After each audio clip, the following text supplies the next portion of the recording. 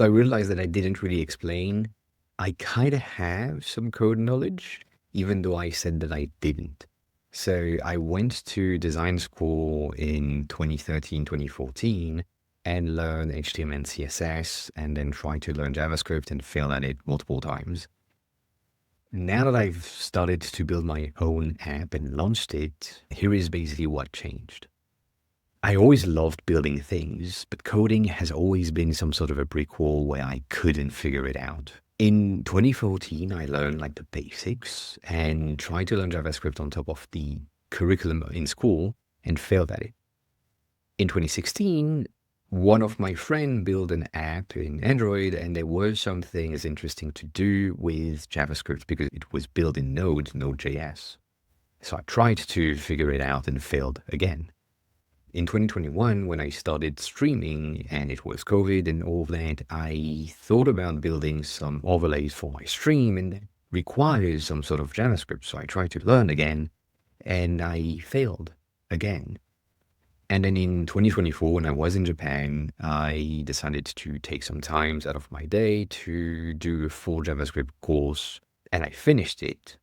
And by now I have absolutely forgot everything. I also tried to do like a Swift UI course because it seemed more appropriate for me as a designer, but I also didn't finish it because it was boring. They tried to make me do things that I didn't really understand or really need at the time. A lot of math equation systems that are not really designer friendly. But I didn't walk away empty-handed. Over the years and all of my attempts, I picked up on scraps and bits of syntax and formatting rules here and there, but I never had enough to build like anything on my own, nor enough to explain what I was doing in dev terms.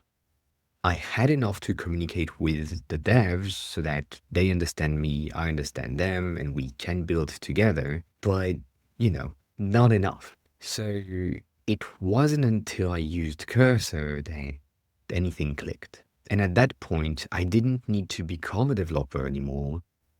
I just needed to communicate like a designer, which is something that I'm used to do. I realized that I could just describe what I wanted, like make the button animate and so on. And then the AI just handled the syntax and I stayed in my design lane of user flows, user research, UI behaviors, and so on. And so that's when things moved really fast. For the first time ever, I wasn't really stuck in the tutorial hell that a lot of people were talking about. And so that shift from failed developer to AI-enabled builders is what led my first real app to hit the App Store in about 6 weeks. And so I might break everything down in the journey in a longer video, but I don't know about this. I just wanted some sort of a PSA to just say, I do have a bit of code understanding, not enough to build things on my own, but I still do.